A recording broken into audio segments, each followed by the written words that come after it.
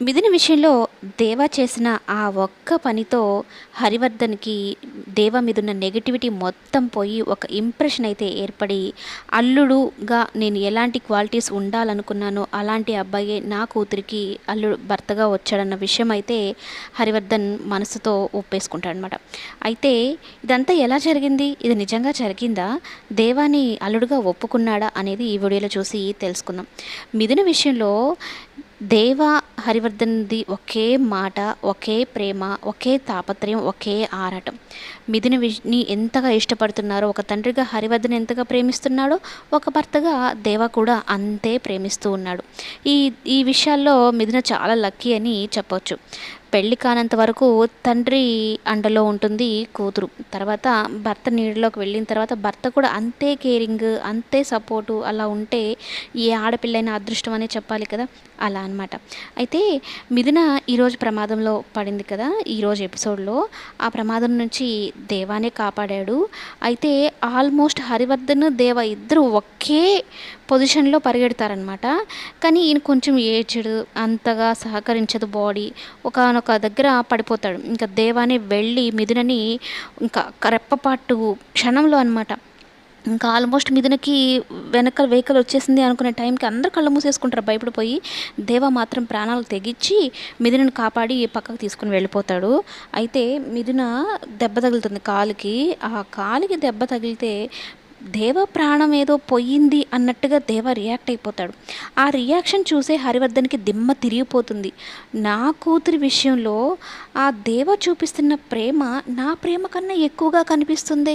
మరి నా ప్రేమ తక్కువ నా కూతురి విషయంలో? నాకన్నా ఎక్కువ ప్రేమించే వాళ్ళు దొరికితే నా కూతురు అదృష్టవంతురాలే కదా! నా కూతురికి వాడి వల్లనే ప్రమాదం అనుకున్నాను. కానీ ప్రతి ఒక్క ప్రమాదం నుండి వాడే నా కూతురిని కాపాడుతున్నాడు. తన దగ్గరకు ప్రమాదం రాకుండా చూసుకుంటున్నాడు.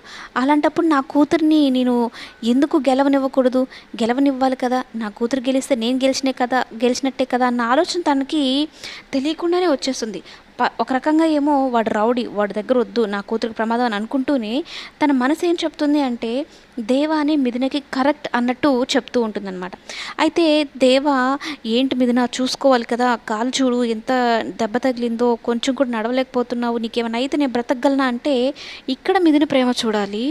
వెంటనే నోరుకి చేతిని అడ్డం పెట్టేసి దేవా అలాంటి మాటలు మాట్లాడకు, నీ నోటి నుంచి నేను బ్రతకలేను అన్న పదం వినిపిస్తే నేను అప్పటికప్పుడు చనిపోయినట్టు అర్థం అని అయితే మాట్లాడుతూ ఉంటే ఒకరి మీద ఒకరికి ఎంత ప్రేమ ఉంది అని కళ్ళారా చూసి అక్కడ నుంచి దూరంగా ఒక్కొక్క అడుగు వెనక్కి వేసుకుంటూ వెళ్ళిపోతాడు హరివర్ధన్.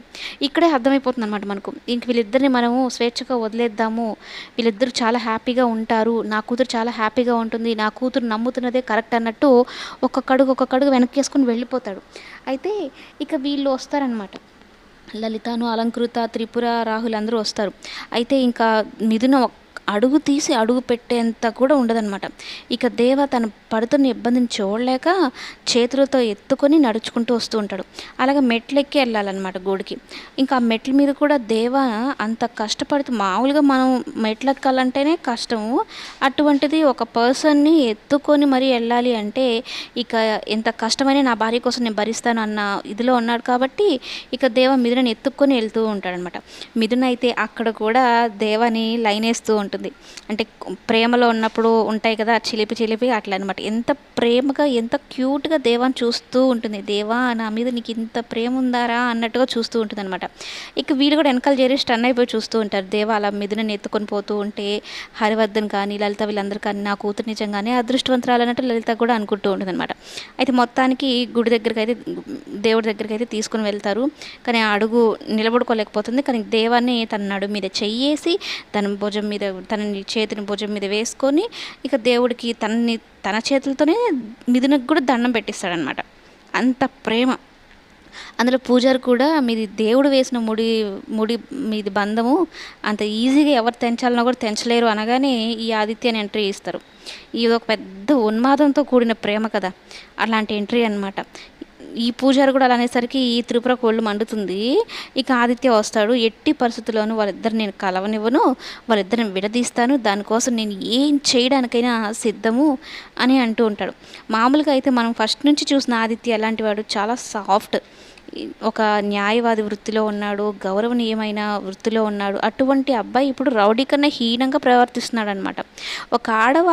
ఒక అమ్మాయి విషయంలో వాళ్ళ డిగ్నిటీని కూడా పక్కన పెట్టేసి ఇంత దారుణానికి ఒడిగడుతున్నారనమాట. ఇప్పుడు మనం బయట చూస్తూ ఉన్నాం కదా! ఆడవాళ్ళని చంపేస్తూ ఉన్నారు, అలాగే దక్కకపోతే ఇంకేదో చేసేస్తున్నారని అట్లాంటివి చూపిస్తున్నారనమాట. కొంచెం మంచిగా అనిపించలేదు కానీ ఆదిత్య ఇలా మారడం అయితే అస్సలు నచ్చలేదు.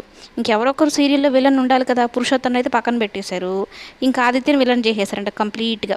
అందుకని ఇప్పుడు మనం ఆదిత్యని వినాలని అనుకోవాలి. మామూలుగా అయితే పాపం మంచివాడు, అందరి గురించి ఆలోచించేవాడు, మిగిలిన విషయంలో చాలా మంచిగా ఉండేవాడిని ఇప్పుడు విలన్ చేసేశారు. అయితే ఇప్పుడేంటంటే ఆదిత్య దేవాని చంపేయాలని అనుకుంటాడు.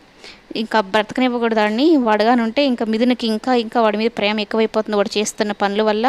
అలాగే హరివర్ధన్ కూడా దేవా మీద తన అభిప్రాయాన్ని, మనసుని మార్చుకునేంత వరకు వచ్చేసాడు. ఇది ఇలాగే జరిగిపోతే అల్లుడుగా ఒప్పేసుకుంటాడు. ఇక వాళ్ళిద్దరికి మరలా అయినా పెళ్లి చేసి ఇక అల్లుడుగా ఒప్పేసుకుంటారు. అది జరగకూడదని ఈ ఆదిత్య ఎప్పటికప్పుడు దేవా మీద నెగిటివ్ ఇంప్రెషన్ కలిగించేలాగా చేస్తూ ఉంటాడనమాట. అందుకని ఇప్పుడు ఏకంగా ఏం చేయాలనుకుంటున్నాడంటే దేవాని రౌడీలను పెట్టి చంపించారు. ఈసారి అంతకుముందు మిథున్ కిడ్నాప్ చేశాడు కదా! ఇప్పుడు ఏకంగా దేవాని కిడ్నాప్ చేయించి ఏకంగా చంపేయాలి అన్నట్టు చూస్తూ ఉంటాడు. మిథునకు చిన్న దెబ్బ తగిలితేనే తట్టుకోలేకపోయాడు.